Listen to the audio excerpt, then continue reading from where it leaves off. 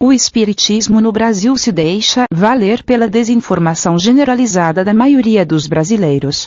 Religião deturpada e catolicizada, que desfigurou o trabalhoso legado de Allan Kardec, o espiritismo brasileiro usa toda sorte de relativismos para fazer prevalecer seu sistema de valores incoerentes e absurdos e suas práticas de desonestidade doutrinária.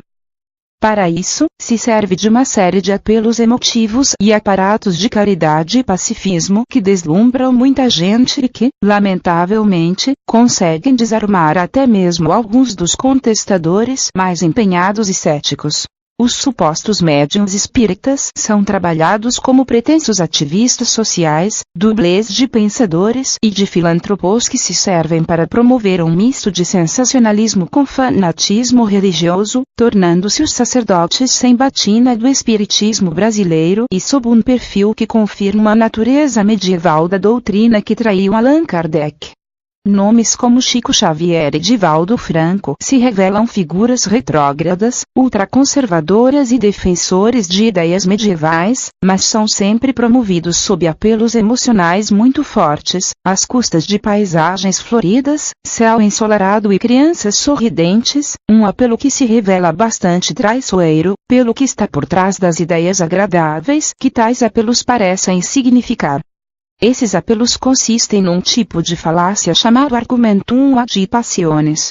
e que, através dos supostos médiuns espíritas, se expressa pela forma mais perigosa, o bombardeio de amor, estratégia de criar um apelo emocionalmente muito forte, algo muito estranho no contexto da sociedade insensível em que vivemos, e que é feito para dominar e escravizar as pessoas através da manipulação do inconsciente emotivo. São coisas que parecem tão lindas, tão agradáveis, ao mesmo tempo tão felizes e tão comoventes, que as pessoas deixam de ter um menor senso de questionamento. Ninguém pergunta se isso não é bom demais para ser verdade, e aceita tudo sem críticas, se submetendo ao domínio dos supostos médiuns espíritas, que mais parece uma escravidão simbólica, uma submissão pessoal das mais extremas e preocupantes. O aparente discurso de pacifismo e fraternidade, os apelos fortes de imagens das mais agradáveis, as melodias lindas e todo um clima angelical forjado no contexto religioso do espiritismo brasileiro cria sensações terríveis de apego e obsessão aos supostos médiuns, que tudo podem errar sem sofrer as consequências de seus próprios atos. Os brasileiros, portanto, sentem pelos ditos médiuns espíritas um dos dois perigosos sentimentos obsessivos já alertados, com muita antecedência, pela obra de Kardec. São a fascinação obsessiva, uma espécie de submissão por encantamento, no qual as pessoas parecem estar em plena consciência, mas são seduzidas pelas imagens belas e fascinantes que tendenciosamente estão associadas aos supostos médiuns. Ou então a subjugação, que é muito mais forte e mais submissa, que faz com que o apego aos ditos médiuns espíritas se tornasse mais convicto, mais doentio e mais cego. É isso que fez os jornalistas não investigarem, por exemplo, a participação de Divaldo Franco num evento em que se homenageava um político decadente, o prefeito de São Paulo, João Dória Júnior, e se permitia lançar oficialmente um complexo alimentar condenado por nutricionistas e ativistas sociais mais conceituados.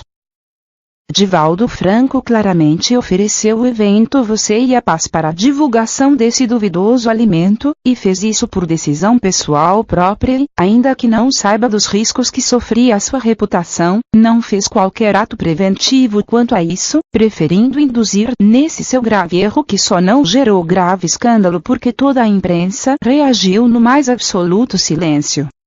A imagem glamorizada do médium fez Divaldo Franco ser poupado, beneficiado-lhe pelos apelos emocionais que lhe servem como propaganda, tal como a pretensa pose de sábio, a suposta caridade do assistencialismo e toda uma simbologia religiosa e emotiva que protege ele de ser questionado com mais firmeza, mesmo pelos contestadores da deturpação espírita.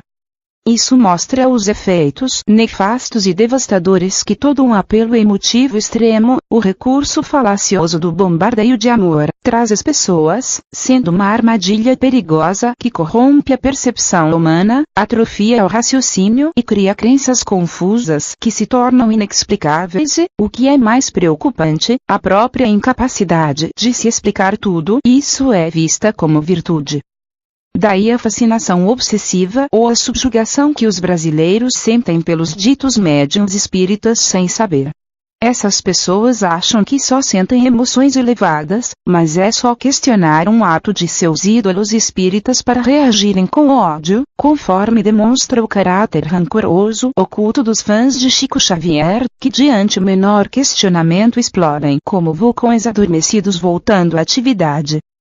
Um bom passo para superar esses sentimentos obsessivos é admitir as falhas dos supostos médiuns espíritas e todo erro que eles cometem, questionando-os com muita firmeza e aceitando a realidade de que tais médiuns em nada ajudaram para evoluir o Brasil e tudo o que fizeram foi um jogo de cena religioso, no qual estavam mais preocupados em promover uma devoção a si mesmos que em melhorar a qualidade de vida do povo brasileiro.